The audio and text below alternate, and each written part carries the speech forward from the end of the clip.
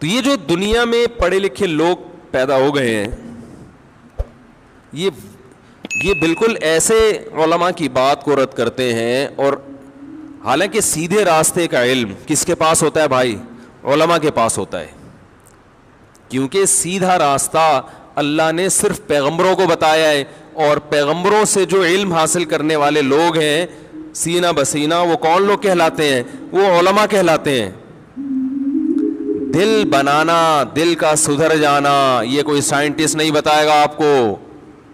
ایک دل تو گوشت پوست کا دل ہوتا ہے، وہ تو آپ کو ڈاکٹر بتائیں گے کہ یہ اس دل میں بلاکیج کیسے پیدا ہوتی ہے، لہسن کھانے سے فائدہ ہوگا یا نقصان ہوگا۔ خون پتلا ہونے کے ساتھ آپ بھی پتلے ہو جائیں گے بہت زیادہ۔ بعض لوگ اتنے لہسن، جب سے میرا بیان کیا نا یوٹیوب پہ لہسن کا، تو وہ اتنے لہسن پھانک رہے ہیں، فائدے کے بجائے ان کو نقصان ہو رہا ہے، کیونکہ وہ لہسن میں ایسڈ ہوتا ہے، اب وہ آپ خود بھی پورے پتلے ہونا شروع ہو جائیں گے۔ تو یہ جو کیا سیدھے راستے کا علم ہے، یہ جو دل ہے نا گوشت پوست کا، اس دل کے بارے میں تو آپ کو ڈاکٹر بتائے گا، لیکن وہ دل جس میں جذبات ہوتے ہیں، جس میں روحانیت ہوتی ہے، جس میں احساسات ہوتے ہیں، اس دل کے قبلے کو درست رکھنا اور وہ والا دل صحیح راستے پہ چلتا رہے، یہ راستہ میرے بھائی صرف کون بتائے گا؟ علماء بتائیں گے۔ یہ ڈاکٹروں کے پاس علم نہیں ہے، یہ انجینئروں کے پاس، سائنسدانوں کے پاس، میکینک کے پاس یہ علم نہیں ہے، یہ صرف پیغمبروں کے پاس ہے۔ اور اس علم نہ ہونے کی وجہ سے انسان کی روحانی زندگی تباہ ہو چکی ہے۔ میڈیکل سائنس انسان کو روحانی اعتبار پہ کچھ نہیں مانتی۔ میڈیکل سائنس میں یہ پڑھایا جاتا ہے کہ ہماری باڈی کن پارٹ سے مل کے بنی ہے، اور کون کون سا پارٹ کس کس طریقے سے ورک کرتا رہے گا، اور اس کے کو ورکنگ میں رکھنے کے لیے کیا کیا کھانا ضروری ہے۔ اس سے زیادہ آگے میڈیکل سائنس کا دائرہ کار نہیں ہے۔ ماں کے لیے آپ کے دل میں کیا جذبات ہونے چاہیے، یہ آپ کو میڈیکل سائنس بتائے گی؟ بولتے کیوں نہیں یار؟ تو بول دو نہیں بتائے گی۔ بارش دیکھ کر اللہ کے لیے آپ کے دل میں کیا جذبات ہونے چاہیے، یہ کوئی میکینک بتائے گا آپ کو؟ یہ کوئی سائنسدان بتائے گا؟ یہ نیوٹن بتائے گا آپ کو؟ سائنسدان تو یہ بتا دیں گے بھائی سورج کی روشنی پڑتی ہے سمندر پہ، بھاپ بن کے پانی اڑتا ہے، اوپر جا کے ہوائیں اس کو دھکیلتی ہیں، جب وہ جمع ہو جاتا ہے، بھاری ہو جاتا ہے، تو جہاں بھاری ہو وہاں برس جاتا ہے، بس اس کے بعد وہ کیا ہے، برس جاتا ہے، تو اس کے بعد گٹر بند، کراچی میں گٹر بھر کے بولو بھائی بہنا شروع ہو جاتے ہیں۔ پھر سیاستدان آپ کو یہ بتائیں گے کہ یہ کس کی ذمہ داری ہے، یہ جو گٹر ابل رہے ہیں یہ کس کی ذمہ داری۔ یعنی بارش کا پورا پروسیس جو ہے نا، اس میں قرآن جس طرف ہماری توجہ دلاتا ہے وہ تو کوئی بھی بیان نہیں کرتا۔ سائنٹسٹ بتاتے ہیں کہ سمندر سے پانی اس پروسیس کے تحت اوپر جاتا ہے، سورج جو ہے نا پکا رہا ہے اس پانی کو، جیسے چولہے میں ہم پانی گرم کرتے ہیں، پانی کو پکا کے اوپر لے جاتا ہے۔ اوپر جب لے جائے گا تو بھائی ٹیمپریچر کم ہوگا، ٹیمپریچر کم ہونے سے وہ جمع ہوتے رہیں گے بادل، پانی بھاری ہو جائے گا، اور بالآخر میں چونکہ سائنسدان نہیں ہوں تو میں دیسی اسٹائل میں بیان کروں گا نا، اپنی اصطلاحی زبان تھوڑی استعمال کروں گا میں بجلی بننے کا طریقہ لوگوں کو بتا رہا تھا ایک دفعہ، یہاں بیان میں بھی میں نے بتایا کہ وہ ایک الیکٹران کو آگے پش کیا جاتا ہے نا، تو جب وہ ایک ایٹم آگے پش ہوتا ہے تو وہ اگلے والے کو آگے پش کر دیتا ہے، ٹھیک ہے نا، تو ایسے منفی چارج پیدا ہوتا چلا جاتا ہے، وہ آگے پازیٹیو چارج اس کو کھینچتا ہے۔ تو میں اس میں یہ بتا رہا تھا کہ وہ ایک الیکٹران کو جب آگے پش کیا جاتا ہے تو آگے اس پیچھے اگلے والے الیکٹران پہ پیچھے لکھا ہوتا ہے تب پڑے تو پاس کر ورنہ برداشت کر ٹھیک ہے، تو اگلا کہتا ہے کہ میں برداشت نہیں کر سکتا ٹھیک ہے میں آگے جا رہا ہوں، آگے والے کو کہتا ہے تب پڑے تو پاس کر ورنہ برداشت۔ تو ہم تو بھائی اسی اسٹائل میں سمجھائیں گے، تو مقصد یہ ہوتا ہے، بات تو سمجھ میں آ گئی نا کہ ہوتا کیا ہے۔ تو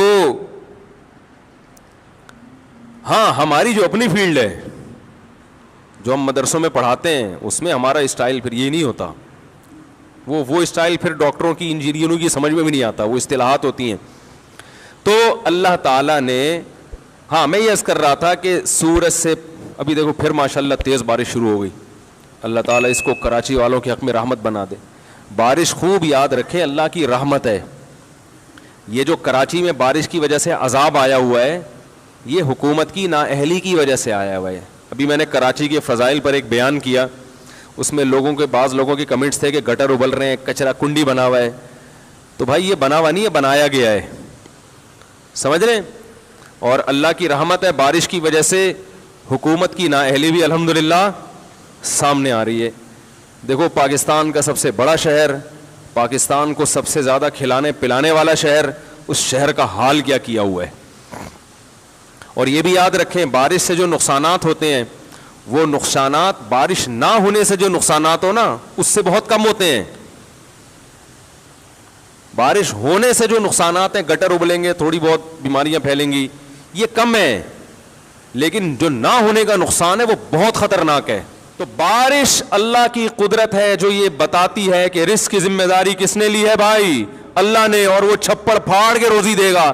جب تک بارش برستی رہے گی حماری ملیں چلتی رہیں گی اور ہمیں روزگار ملتا رہے گا. اگر اس میں کمی آ رہی ہے تو وہ حکمرانوں کی نااہلی کی وجہ سے ہوگی, وہ آبادی بڑھنے سے یا اللہ کی طرف سے رزق کی تنگی کی وجہ سے نہیں ہوگی. تو جب بھی اللہ کی کسی نعمت کو دیکھا کرو میرے بھائی, اللہ سے یہ دعا مانگا کرو, اے اللہ اس نعمت کے شکر کی توفیق دے دے, اس نعمت کے شکر کی توفیق دے دے. اور شکر کیا ہے نعمت کا, اللہ کی نافرمانی کے تصور سے بھی شرم آنے لگے. ہمارے حضرت فرمایا کرتے تھے کہ جب تک دل ایسا نہ بن جائے کہ گناہ کے تصور سے شرم آنا شروع ہو جائے, اس وقت تک وہ دل نہیں ہے. وہ صرف باڈی کے لحاظ سے دل ہے, وہ تو گدھے میں بھی ہوتا ہے. وہ دل جس میں احساسات ہوں, جذبات ہوں. وجاء بقلب سلیم, قرآن کریم کہتا ہے نا کہ آخرت میں کامیابی اس کو ملے گی. وجاء ربہ بقلب سلیم, جو اپنے رب کے پاس ایسا دل لے کر آیا جو دل برائیوں سے پاک تھا. پتہ ہی چلا بھائی, ایک تو دل کولیسٹرول سے پاک کرنا جتنا ضروری ہے, برائیوں سے پاک کرنا اس سے بھی زیادہ ضروری ہے. اور یہ دل کی برائی ہے کیا, دل میں دنیا کی محبت پیدا ہو جائے, اللہ کی نعمتیں دیکھ کر بھی اللہ سے محبت نہ پیدا ہو, جذبات مر جائیں, احساس مر جائے. دیکھو ایک بات سنو, کوئی آپ پر احسان کرے صبح و شام, پھر وہ آپ کو ایک چھوٹا سا کام کہے, تو اگر آپ کا دل زندہ ہوگا تو آپ کو اس کام کا انکار کرتے ہوئے شرم آئے گی کہ نہیں آئے گی؟ بولو نا بھائی. اگر آپ کو شرم نہیں آ رہی, آپ نے کام تو کر دیا, اس کی نافرمانی نہیں کی, کام تو کر دیا, آپ نے کہا اتنے احسان کیے ہیں تو چلو یار میں کر لیتا ہوں, کیا جا رہا ہے, تو بھی ٹھیک ہے. لیکن اتنا ٹھیک نہیں ہے. ہونا یہ چاہیے کہ آپ کو انکار کرتے ہوئے شرم آ رہی ہو, یہ کیفیت پیدا ہو جائے. تو علماء کہتے ہیں, بزرگان دین کہتے ہیں کہ صرف اتنا کافی نہیں ہے کہ آپ گناہ چھوڑ دیں, زنا چھوڑ دیں, شراب چھوڑ دیں, نماز قضا کرنا چھوڑ دیں, والدین کو ستانا چھوڑ دیں, رشوت کھانا چھوڑ دیں, بد نظری چھوڑ دیں, انٹرنیٹ پر بیہودہ فلمیں, فحش چیزیں, ویب سائٹیں دیکھنا چھوڑ دیں, لڑکیوں سے حرام لذتیں حاصل کرنا چھوڑ دیں. صرف اتنا کافی نہیں ہے, بلکہ صحیح دل اس شخص کا ہوتا ہے کہ اسے جب پتہ چل جائے کہ بھائی اللہ نے اس چیز کو غلط قرار دیا ہے تو اسے وہ کام کرتے ہوئے شرم آئے. کرتے ہوئے نہیں, تصور, کیونکہ کرتے ہوئے تو کرنا تو شروع کر دیا اس نے, تصور سے شرم آئے, بھائی کیسے کر لیتے ہو. یوسف علیہ الصلاۃ والسلام کو جب عزیز مصر کی بیوی نے بند کمرے میں زنا کی دعوت دی, جوان ہے, جوان خوبصورت, اور بادشاہ کی بیوی بھی کوئی کم خوبصورت نہیں ہوگی, اور مصر کا حسن تو ویسے ہی مشہور ہے, مصر میں تھی, کوئی روک ٹوک نہیں ہے, نہ بدنامی کا خطرہ. عورت جب خود دعوت دے رہی ہو تو منع کرنے میں بدنامی کا خطرہ ہوتا ہے, کیونکہ اس طرح کی عورتیں الٹا بلی کس پہ ڈال دیتی ہیں, مرد پہ ڈال دیتی ہیں, بدنام کر دیتی ہیں, اور لوگ اس قسم کی باتوں میں عورت کی بات کو شوق سے سنتے ہیں. تو تمام راستے زنا کے آسان ہو چکے ہیں. بدنامی کا ڈر بھی نہیں ہے, بلکہ انکار کرنے میں بدنامی کا ڈر ہے, اور ہوئے بھی. انکار کرنے میں جیل جانے کا خوف ہے, اور چلے بھی گئے. لیکن ان سب باتوں کے باوجود کیا کہہ رہے ہیں؟ معاذ اللہ انہ ربی احسن مثوایا, اللہ کی پناہ, وہ میرا رب ہے جس نے مجھے اتنا بہترین ٹھکانہ عطا کیا. مجھے تو میرے بھائی کنویں میں ڈال کے چلے گئے تھے, میں تو کوئی پرسان حال نہیں تھا, میرے رب نے مصر کے محلات میں پہنچا دیا. اب میں اس رب کی نافرمانی کیسے کروں؟ تو تصور سے شرم آ رہی ہے نا ان کو. حالانکہ یہاں شیطان بہکا سکتا تھا کہ آپ تو مسافر ہیں, آپ پر تو بڑی آزمائشیں آئی ہیں, بھائیوں نے کنویں میں ڈال دیا تھا, تو میں تو ویسے ہی اتنی ٹینشن میں ہوں, باپ سے بچھڑا ہوا, میں ٹینشن ریلیز کرنے کے لیے اگر اس برائی میں وقتی طور پہ پڑ جاؤں تو پھر کیا حرج ہے اس میں. شیطان یہ ساری پٹیاں پڑھا دیتا ہے, اور انہی پٹیوں کی وجہ سے انسان گناہ کرتا ہے. وہ اللہ کی نعمت کے پہلو کو دیکھ رہے ہیں کہ کنویں میں بہت سے لوگ گرے, نکلے نہیں ہیں, میرے رب نے مجھے, بولو نا یار کیا ہو گیا, نکالا ہے. پھر اب یہ منفی پہلو تو یہ کہ بازاروں میں بکاؤں غلاموں کی طرح, پیغمبر کی اولاد اور بک رہا ہوں کہاں؟ بازاروں میں. یہ نیگیٹو پہلو تھا نا. شیطان یہاں بہکاتا ہے, ہم جیسے ہوتے تو شیطان بہکاتا کہ یار ہم تو بازاروں میں بکیں, کوئی ہماری عزت ہے, آج چلو ایک موقع مل رہا ہے تو اپنی ٹینشن تو تھوڑی دور کرو نا. اور وہ بھی انکار کرنے میں کتنی آزمائشیں ہیں. لیکن نہیں, بازاروں میں بکنے کا تذکرہ نہیں آ رہا, بلکہ میرے رب نے ایک شخص جو بطور غلام کے بازاروں میں بکا ہے اس کو ٹھکانہ بادشاہ کے محل میں دے دیا. سمجھ رہے ہو؟ اپنی تھنکنگ کو انسان پازیٹیو کرے نا تو ہر نیگیٹو میں پازیٹیوٹی نظر آتی ہے, اور سوچ ہی کم بخت کی غلط ہو تو ہر مثبت چیز میں بھی منفی پہلو. اور یہ ہو رہا ہے لوگوں کے ساتھ. کوئی مالی نقصان ہو جائے, ہائے میرے یہ ہو گیا, ہائے میں تو مر گیا, پتہ نہیں میرے ساتھ ہی کیوں ہے. میں ان سے کہتا ہوں روٹی کھانے کو مل رہی ہے؟ ہاں مل رہی ہے. میں نے کہا بہت سے لوگوں کا ایسا نقصان ہوا روٹی سے بھی گئے, تو آپ پر اللہ کا بڑا فضل ہے, اب ضرورت کی ملے گی تو کولیسٹرول پیدا نہیں ہوگا انشاءاللہ. حقیقت ہے. ایک صاحب کی ٹانگ ٹوٹ گئی ایکسیڈنٹ میں, پریشان. میں نے کہا بہت سو کی دونوں ٹوٹی ہیں, ایکسیڈنٹ تو بہت سے لوگوں کے ہوئے ہیں, دونوں ٹوٹی ہیں, شکر کرو ایک باقی رکھی. تو یہ نہ سوچا کرو ایک ٹانگ ٹوٹ گئی, بولو اللہ نے ایک سلامت رکھی, کم از کم بیساگی سے تو چل سکتا ہوں.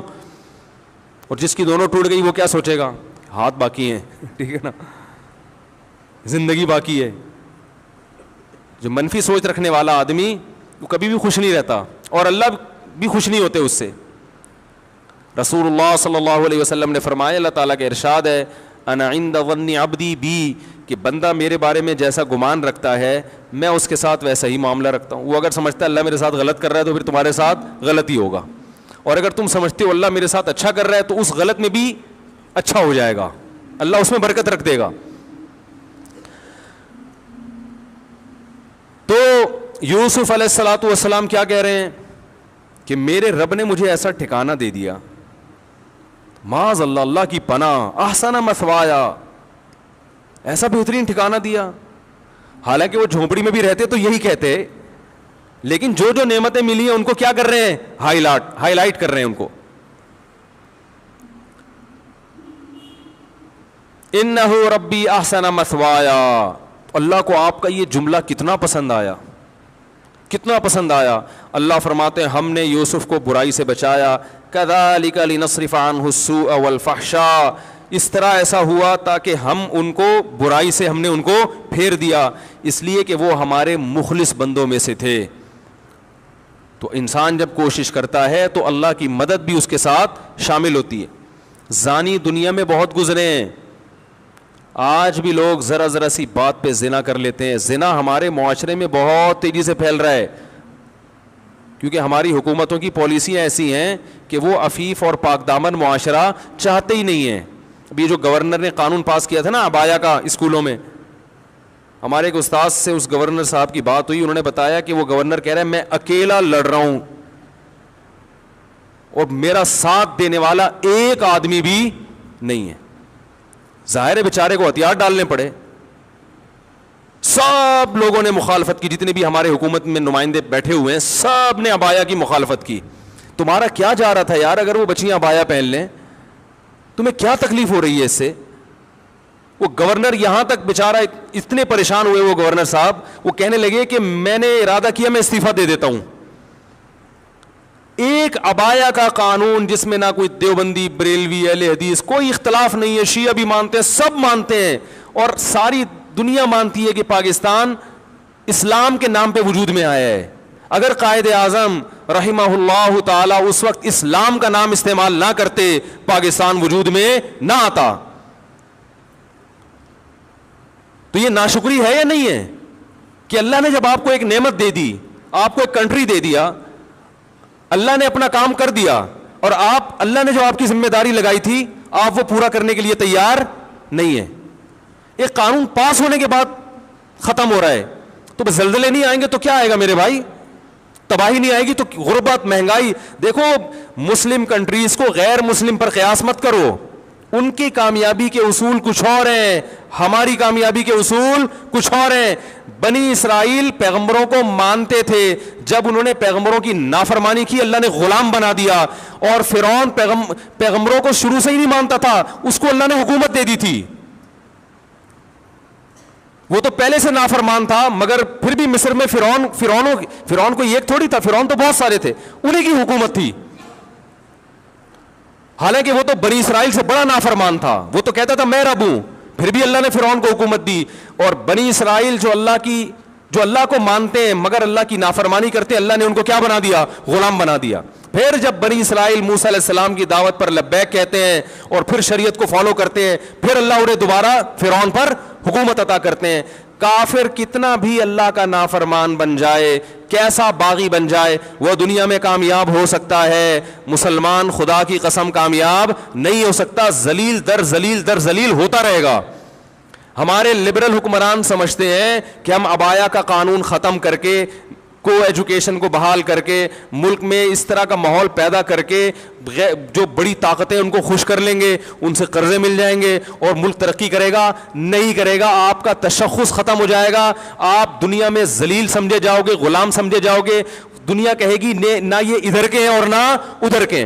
دیکھو مسلمان کتنا مرضی بے حیا ہو جائے, وہ اس میں کافروں کا مقابلہ نہیں کر سکتا. لوگ مجھ سے میرے تو ہر قسم کے طبقے کے ساتھ بیٹھنا ہوتا ہے نا, اکثر لوگ مجھے کہتے ہیں, ہمارے جو دوست احباب ہیں نا, کہتے ہیں یار یہ پاکستان فلمیں بناتا ہے ویسی بنتی نہیں ہے. ہمارے ایک سنگر سے کچھ دن پہلے ملاقات ہوئی, غریب,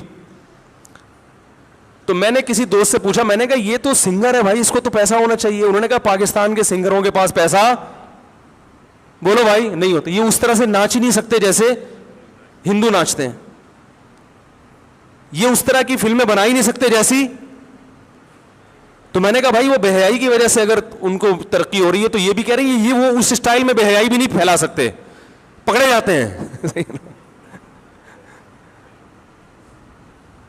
تو میں نے کہا دیکھو یہ اس کی علامت ہے کہ مسلمان ہے نا, وہ کتنا بھی ان جیسا بننے کی کوشش کرے گا وہ بنتا نہیں ہے, ان جیسا ناچ ہی نہیں سکتا, کیونکہ ناچنا کوئی پسندیدہ کام تھوڑی ہے. بتاؤ کوئی صدر یا وزیر اعظم اگر ناچے اچھا لگے گا؟ پتہ چلا ناچنا انسانی وقار کے خلاف ہے. تو جو چیز وقار کے خلاف ہے اس میں کافر ہم سے زیادہ اچھا ہے. ان کے یہاں مائیکل جیکسن بھی پیدا ہوگا, ان کے یہاں اس جیسے ڈانسر پیدا ہوں گے, ہمارے یہاں بڑے مشکل ہیں, کیونکہ وہ اس طرح ہو, تھوڑا سا ایک غیرت کا رہے گا نا وہ, تو وہ وہاں تک نہیں پہنچ سکتے بھائی آپ ان چیزوں میں. بہت مشکل ہے سمجھانا. آپ جتنی بھی کوشش کر لو تو چھوڑ دو ان کو, بولو یہ ناچنا گانا آپ میراثی ڈھولکی آپ اچھے ہو, آپ ڈیفنس کی لائن میں محنت کرو, آپ ایجوکیشن پہ محنت کرو. ہم نہیں ہو سکتے ویسے. تو اللہ نے ایک حدود رکھی ہے نا, ایک پردہ رکھا ہوا ہے. دیکھو اسلامی ملکوں میں بھی بہت ساری ملکوں میں بے حیائی پھیلی ہے, لیکن پھر بھی وہ یورپ کا مقابلہ نہیں کر سکے. ترکی بڑا لبرل کنٹری ہے, اور ایک تقریباً 100 سال سے لبرل بنانے کی ان کے حکمرانوں نے پوری ایڑی چوٹی کا زور لگا دیا کہ ترکی کی گورنمنٹ کو, ترکی کی جو حکومت ہے, جو ترکی کی جو کنٹری ہے, اس کو بالکل یورپ جیسا بنا دو. مگر اب بھی یورپ جیسا نہیں بنا سکے, کیونکہ وہ کلمہ گو مسلمان ہے, اسلام کے اثرات ہیں ان کی نسلوں میں. بہت بے حیائی پھیلی ترکی میں, مگر پھر بھی یورپ جیسے نہیں بن سکے. ایک لاشعوری طور پر نا ان میں حیا ٹرانسفر ہوئی ہے. تو آپ میرے بھائی جس ترقی میں ان کا مقابلہ کرنا چاہتے ہو, جس قسم کی ترقی میں جو لبرلزم والی ترقی ہے, آپ ان کے برابر نہیں پہنچ سکتے. وہ اپنے ملکوں میں ان کو یہ چیزیں آپ سے زیادہ اچھی نظر آتی ہیں. آپ ان جیسے نائٹ کلب نہیں بنا سکتے. تو آپ حیا کو فروغ دو تاکہ وہ کمپیئر کریں کہ یار ہمارے معاشرے میں دیکھو اور ان کے معاشرے میں دیکھو, ہمارے اسکول کی بچیوں کو دیکھو کیسی بے شرم ہوتی ہے, اور مسلمان ملکوں کے اسکول کی بچیوں کو دیکھو اسکارف لے کے بیٹھی ہوئی ہیں. اس طرح سے تو شاید آپ کا کوئی تشخص برقرار ہو جائے اور آپ کو کچھ لوگ ان میں سلوٹ کرنا شروع کر دیں, ورنہ آپ نہ ادھر کے رہو گے اور نہ ادھر کے رہو گے. وہ کہتے ہیں نا کوا چلا ہنس کی چال اپنی بھی بھول گیا. تو چھوڑ دو اس چیز میں, آپ کو عزت نہیں ملے گی.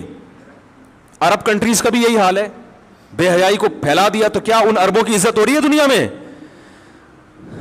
مجھے یاد ہے ہم بچپن میں کتابیں پڑھا کرتے تھے, کوئی گورا عرب کنٹری میں وزٹ کر کے آتا جہاں اسلام نافذ ہے, خوش ہو کے جاتا. میں نے ایک بچپن میں ایک واقعہ پڑھا تھا کہ عرب جو میاں بیوی تھے نا, وہ سعودی عرب گئے, انہوں نے اسلام قبول کر لیا, بہت پرانی بات ہے. پھر جب وہ اپنے ملک میں گئے تو انہوں نے کتاب لکھی, اپنا واقعہ لکھا, کمپیئر کیا کہ کیسے حیا کے نظام سے نکل کر ہم بے حیائی میں آ رہے ہیں, اور وہاں کتنا اچھا فیل کرتے تھے. بھائی بے حیائی ایسی چیز ہے, ایک وقت تک اچھی لگتی ہے, اس کے بعد انسان کو یہ اچھی نہیں لگتی. حیا اچھی لگتی ہے انسان کو. آپ اپنے ملکوں میں اگر بے حیائی پھیلاؤ, یہ پرانے سعودی عرب کی بات کر رہا ہوں, اب بھی بہت ملکوں سے بہت بہتر ہے, لیکن جا اسی ٹریک کی طرف رہا ہے جہاں ساری دنیا جا رہی ہے. تو وہ ان چیزوں سے آپ سے متاثر نہیں ہوں گے, کہ ہمارے ملکوں میں یہ تم سے زیادہ ہیں, تم کہاں تک پہنچو گے. حیا کے نظام کو آپ فروغ دو تو وہ آپ کو سلوٹ کریں گے, کہیں گے ہمارے ہاں سب کچھ ہے, یہ نہیں ہے. تعلیم بھی ان کے ہاں بہت ہے. تو آپ نے ایک چیز آپ کا ترہ امتیاز تھی, ایک چیز آپ کے لیے قابل فخر تھی. دیکھو ایک آدمی کی بیوی مکمل پردہ کرتی ہو یا پردہ بالکل نہ کرتی ہو, تو اگر بالکل بھی پردہ نہیں کرتی, بالکل گوروں کی طرح رہتی ہے, تو بہت سی ماڈرن عورتیں اس کو لائک کریں گی, ماشاءاللہ براڈ مائنڈیڈ ہے. دیندار عورتیں پسند نہیں کریں گی. ایسا ہی ہوگا نا. اور ایک خاتون ہے بہت زبردست پردہ کرتی ہے, تو ماڈرن عورتیں ممکن ہے کچھ اعتراض کریں, لیکن دیندار خواتین اس کو لائک کریں گی. لیکن جو بیچ کی خاتون ہے اسے نہ پردے والی پسند کریں گی اور نہ, بولو بھائی, ماڈرن عورتیں. ماڈرن عورتیں اس پہ اعتراض کریں گی, باہر نکلتے ہوئے عبایا لیتی ہے اور جو پردے دار ہے کہیں گی باہر جب نکلتی ہے تو چہرہ تو تمہارا کھلا ہوا ہوتا ہے, تم جوان ہو اور چہرہ کھول کے گھوم رہی ہو, مردوں سے بات چیت کر رہی ہو, تو ادھر ہو جاؤ یا ادھر ہو جاؤ. تو بیچ کا کسی کو بھی اچھا نہیں لگتا. تو اللہ تعالیٰ نے بھی میرے بھائی یہ نعمتیں ہمیں دی ہیں, اللہ نے اصول اور ضابطہ بیان کر دیا کہ تم بنی اسرائیل کی طرح ہو, پیغمبروں پر تمہارا ایمان ہے, تم اگر اپنی ذمہ داری پوری نہیں کرو گے, اللہ کی نافرمانی سے نہیں بچو گے, اللہ تمہیں تباہ و برباد کر دے گا, جیسے کہ ہو رہے ہیں, ہم بھوکے ننگے ہوتے جا رہے ہیں. اللہ سے دعا ہے کہ یہ جو نعمتیں اللہ نے ہمیں دی ہیں, اللہ ان نعمتوں کا استحضار نصیب فرمائے اور ان نعمتوں کو دیکھ کر ہمیں اپنی یاد نصیب فرمائے. ہمارے حضرت مفتی رشید احمد صاحب رحمہ اللہ تعالی جب بارش ہوتی تھی بہت جذبات میں آتے تھے اور بہت دعائیں مانگا کرتے تھے کہ اے اللہ اس نعمت کا ہمیں شکر کی توفیق دے دے, اور فرماتے تھے میرے دل میں اللہ کی محبت کے جذبات بھڑکنے لگتے ہیں جب میں بارش دیکھتا ہوں کہ میرا رب سخاوت دکھا رہا ہے اپنی, اور اپنی رحمت کا اظہار کر رہا ہے. کیسے زمین آباد ہو جاتی ہے. اور اتنی بڑی رحمت, رسول اللہ صلی اللہ علیہ وسلم کے پاس ایک صحابی آئے گاؤں سے, یا رسول اللہ قحط پڑ گیا ہے, بارش بند ہو گئی ہے, جانور ہلاک ہو رہے ہیں. آپ صلی اللہ علیہ وسلم نے دعا کی اور بارش کی دعا کی, اتنی بارش ہوئی ہے 3 دن تک برستی رہی ہے. وہ صحابی دوبارہ آئے, یا رسول اللہ کھیتیاں ہلاک ہو رہی ہیں, جانور ہلاک ہو رہے ہیں. آپ صلی اللہ علیہ وسلم کے الفاظ دیکھیں, آپ نے فرمایا اللہم حوالینا لا علینا. یہ نہیں فرمایا کہ اللہ اس بارش کو بند کر دے, یہ تو رحمت ہے, اے اللہ اس کو ہمارے اطراف کی طرف لے جا, ہم پر نہیں بلکہ ہمارے شہر کی سے آبادی سے دور اطراف کی طرف لے جا. علماء نے لکھا اس سے صاف پتہ چلتا ہے کہ رسول اللہ صلی اللہ علیہ وسلم نے بارش کے بند کرنے کی دعا نہیں مانگی, کیونکہ قرآن بہت تذکرہ کر رہا ہے اس کا. تو اللہ جیسے اس بارش سے مردہ زمین کو زندہ کرتا ہے، اے اللہ تو ہمارے دلوں کو بھی حیات اور زندگی دے دے. دل مردہ ہیں، زمینیں زندہ ہو رہی ہیں، زمینوں میں پیداوار پیدا ہو رہی ہے، مگر دل میں اللہ کی محبت کے چشمے جاری نہیں ہو رہے. اور قرآن نے اس کی بہترین مثال دی ہے، وَإِنَّ مِنَ الْحِجَارَةِ لَمَا يَتَفَجَّرُ مِنْهُ الْأَنْهَارُ. فرمایا کہ او اشد خشیہ، کہ ان کے دل پتھر سے بھی زیادہ سخت ہو چکے ہیں. پھر فرمایا پتھروں میں بھی تین قسم کے پتھر ہوتے ہیں کہ وَإِنَّ مِنَ الْحِجَارَةِ لَمَا يَهْبِطُ مِنْ خَشْيَةِ اللَّهِ، کہ بعض پتھر ایسے ہوتے ہیں جو پہاڑوں سے لڑک جاتے ہیں، یہ لڑکنے کے لیے بھی تیار نہیں ہے، اپنی جگہ پہ جامد ہوئے ہوئے. وَإِنَّ مِنْهَا لَمَا يَهْبِطُ مِنْ خَشْيَةِ اللَّهِ وَإِنَّ مِنْهَا لَمَا يَتَفَجَّرُ مِنْهُ الْأَنْهَارُ. اور کچھ ایسے جس میں چشمے پھوٹ پڑتے ہیں. پتھر بھی اتنا سخت نہیں ہوتا، وہ بھی کبھی پانی نکالنا شروع کرتا ہے اور کبھی اثرات قبول کر کے اپنی جگہ سے ہل جاتا ہے. لیکن فرمایا کہ جو لوگ اللہ کو نہیں مانتے یا اللہ کو جیسا ماننا چاہیے ویسا نہیں مانتے، ان کے دل پتھر سے زیادہ سخت ہو چکے ہیں، یہ اپنی جگہ سے ہلنے کے لیے تیار نہیں ہے. یہ اللہ کی نعمتیں دیکھ کر نہ شراب چھوڑنے کے لیے تیار ہیں، نہ زنا چھوڑنے کے لیے تیار ہیں، نہ اپنی ذمہ داریاں پوری کرنے کے لیے تیار ہیں، اور نہ فحش فلمیں اور بیہودہ چیزیں چھوڑنے کے لیے تیار ہیں، نہ زنا اور نہ بدنظری چھوڑنے کے لیے تیار ہیں. تو یہ وہ دل ہیں جو پتھر سے زیادہ سخت ہو چکے ہیں. لیکن اللہ نے ان کو دھمکی دی ہے، فرمایا ہم جو یہ بارشیں برسا رہے ہیں اور نعمتیں تمہیں دے رہے ہیں، تمتعوا، فائدہ اٹھاتے رہو، فإن مصیرکم الی النار، آنا تم نے جہنم کی آگ کی طرف ہے. اللہ پیدا کر کے مار کے چھوڑ نہیں دے گا کہ مٹی ہو کے ختم، نہ نہ نہ نہ نہ نہ. یہ سب کچھ اللہ نے جو نظام بنایا ہے آزمائش کے لیے. آج لوگ تکبر کر رہے ہیں، فخر کر رہے ہیں، اللہ کے حکام کی دھجیاں اڑائی جا رہی ہیں، لیکن اللہ نے فرمایا تمتعوا، مزے اڑا لو. میں نے بتایا نا لبرل لوگ زیادہ مزے اڑاتے ہیں، بارش میں بغیر کپڑوں کے انجوائے کرتے ہیں. مولانا لوگ تو بیچارے تھوڑا کپڑوں کا خیال کر لیتے ہیں نا. تو اللہ فرماتے ہیں تمتعوا، بہت مزے اڑاؤ، شرابیں بھی پیو، زنا بھی کرو، حرام دوستی. جو شادی کی بات کرے اس پر تو بولو ہر وقت شادی شادی کرتا رہتا ہے ممبر پہ بیٹھ کے، لیکن زنا کرتے رہو بیٹھ کے، لڑکیوں سے حرام دوستیاں لگاتے رہو، یتیموں کا مال کھاتے رہو، بڑا بھائی چھوٹے بھائی کو وراثت نہ دے، انٹرنیٹ پر پوری پوری رات ننگی فلمیں دیکھتے رہو بیٹھ کے، لڑکیوں سے اسکائپ پہ ویڈیو چیٹنگ کرتے رہو. اللہ فرماتے ہیں تمتعوا، مزے اڑاؤ جتنے اڑا سکتے ہو. ان مصیرکم الی النار، آنا آگ کی طرف ہے، کیونکہ میں رب ہوں، میری سزا پھر میرے حساب سے ہوگی، تمہارے حساب سے نہیں ہوگی. وہ سزا مؤخر اس لیے کی ہے کہ بہت بڑی ہے، چھوٹی موٹی ہوتی تو اسی وقت 2 تھپڑ لگا کے چھوڑ دیتا. یہ تاخیر اس لیے کی ہے کہ مہلت دے رہا ہے، مہلت، اب توبہ کر لو، اب توبہ کر لو، اب توبہ کر لو. نہیں کی تو اللہ فرماتے ہیں موت کا جب وقت آئے گا، پوری دنیا کی دولت بھی اگر دے گا تو میں تیری جان نہیں چھوڑوں گا. کلا انہا کلمۃ ہوا قائلھا، فرمایا اس سے پہلے توبہ کے 2 آنسو بہاتا. زمین اور آسمان نے اگر گناہوں سے زمین اور آسمان کے خلا کو بھر دیا ہے نا، وہ 2 آنسو آگ ٹھنڈا کرنے کے لیے کافی تھے. لیکن جب تو موت اپنی آنکھوں سے دیکھے گا، ساری دنیا کی دولت بھی خرچ کر دے گا، تو اللہ فرماتے ہیں توبہ کا کلمہ ایسا ہوگا، انہا کلمۃ ہوا قائلھا، ایک زبان سے نکلا ہوا کلمہ جو ہوا میں تحلیل ہو گیا. اللہ اپنے قانون میں بہت سخت ہے میرے بھائی. فرعون ساری زندگی نافرمانی کرتا رہا، جب پہلا غوطہ کھایا ہے توبہ کی نا اس نے، اور کیسی پرفیکٹ توبہ کی.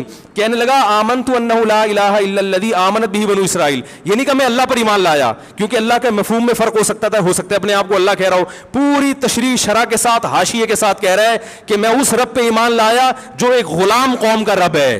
صحیح ہے نا، میری جو بنی اسرائیل جو میرے غلام تھے نا، وہ جس کو رب مانتے ہیں میں اس پر کو رب مانا میں نے. اللہ فرماتے ہیں آل آنا، اب ایمان لا رہا ہے، وقد عصیت قبل، اس سے پہلے تو نے نافرمانی کی ہے.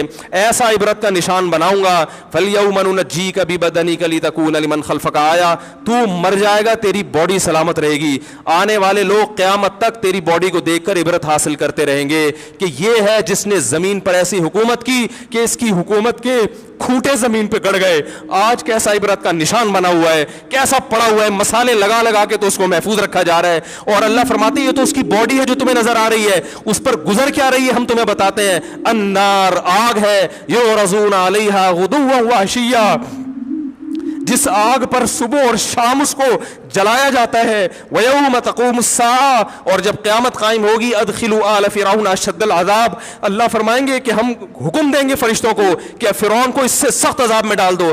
آپ کو فرعون لیٹا ہوا نظر آ رہا ہے, قرآن کہہ رہا ہے لیٹا ہوا نہیں ہے, وہ صبح اور شام آگ میں جلایا جا رہا ہے. اس کو ہزاروں سال گزر گئے, صبح بھی آگ میں جلتا ہے, شام کو بھی آگ میں جلتا ہے. اور فرمایا ابھی قیامت آنے دو, جہنم میں ہمیشہ کے لیے داخل کروں گا جو اس سے بھی زیادہ سخت ہے. وَإِذْ يَتَحَاجُّونَ فِي النَّارِ, اور فرمایا جہنم میں جانے کے بعد کیا ہوگا, آپس میں ان کے مکالمے کو اللہ نے ذکر کیا ہے کہ جو فرعون کے ماتحت تھے وہ فرعون سے کہیں گے تیری اطاعت اور فرما برداری میں, تیری حکومت کی وجہ سے ہم نے موسیٰ کی بات نہیں مانی, اسے کمزور کہا, تو کہتا تھا موسیٰ کو بولنا نہیں آتا, موسیٰ کے پاس حکومت نہیں ہے, موسیٰ ہماری طرح پڑھا لکھا نہیں ہے, موسیٰ ہماری طرح براڈ مائنڈڈ نہیں ہے, ہم نے تیری دعوت کی وجہ سے موسیٰ کی بات کا انکار کیا, آج ہم آگ میں جل رہے ہیں. فَهَلْ أَنْتُمْ مُغْنُونَ عَنَّا نَصِيبًا مِّنَ النَّارِ, کیا ایک دن کے لیے تو ہم سے آگ کو دور کر سکتے ہو؟ تو وہ کہے گا کہ میں خود اس جہنم کی آگ میں جل رہا ہوں, میں تم سے آگ کو دور نہیں کر سکتا. اللہ فرماتے ہیں سب مل کے جہنم کے داروغ کے پاس جائیں گے. وقال الذین فی النار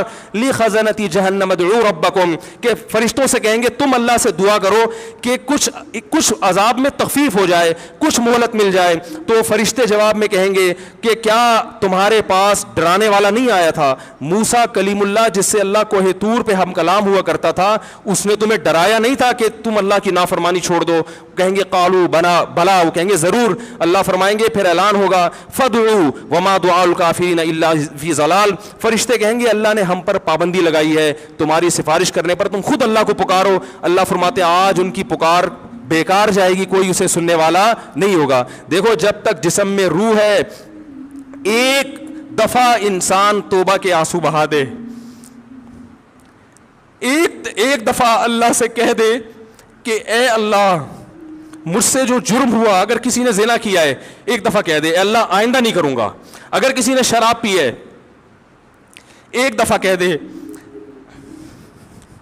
کہ اے اللہ آئندہ نہیں پیوں گا. اگر کسی نے اپنے والدین کو ستایا ہے ایک دفعہ کہہ دے اے اللہ آئندہ نہیں ستاؤں گا. اگر کسی نے وراثت کھائی ہے ایک دفعہ کہہ دے اللہ حق واپس کروں گا, آئندہ کسی کا حق نہیں دباؤں گا. اگر کسی نے انٹرنیٹ پر بیہودہ فحش فلمیں دیکھی ہیں ایک دفعہ کہہ دے اللہ دیکھ چکا آئندہ بولو بھائی نہیں دیکھوں گا. اللہ فرماتے ہیں اس کے کہنے میں تاخیر ہو سکتی ہے. وَمَن يَعْمَلْ سُوءًا أَوْ يَظْلِمْ نَفْسَهُ ثُمَّ يَسْتَغْفِرِ اللَّهَ يَجِدِ اللَّهَ غَفُورًا رَحِيمًا, کیسا ہی بڑا سے بڑا جرم کر لے, اس کے بعد جب اللہ سے توبہ کرے گا بشرطے کہ روح جسم کے اندر موجود ہو, اللہ فرماتے ہیں یجد اللہ غفور الرحیم, اللہ صرف گناہ کو معاف نہیں کرے گا بلکہ یہ اللہ کو غفور اور رحیم پائے گا. غفور بھی پائے گا, پانے کا مطلب ہے محسوس کرے گا کہ اللہ نے اس کے جرم کو معاف کر دیا ہے, اور رحیم بھی پائے گا کہ مزید رحمتیں بھی کر رہا ہے. یہ اس وقت تک اللہ کی طرف سے بھائی پیکیج ہے جب تک روح جسم کے اندر موجود ہے, کیونکہ غیب کا معاملہ ہے. جب اس روح اور جسم کا رشتہ کمزور ہو گیا ایڑیاں رگڑتے رہو گے لیکن اللہ توبہ قبول کرنے کے لیے تیار نہیں ہوگا. اللہ سے دعا ہے کہ اللہ ہمیں اس وقت کے آنے سے پہلے سدھرنے کی توفیق عطا فرمائے, اور اس بے حیائی کا جو طوفان ہمارے معاشرے میں پھیلا ہوا ہے اللہ اس بے حیائی کے طوفان سے ہمیں بھی اور اپنے اہل و عیال اور اپنی اولادوں کو بھی بچنے کی توفیق عطا فرمائے. سبحانک اللہم و بحمدک نشہد ان لا الہ الا انت نستغفرک و نتوب الیک.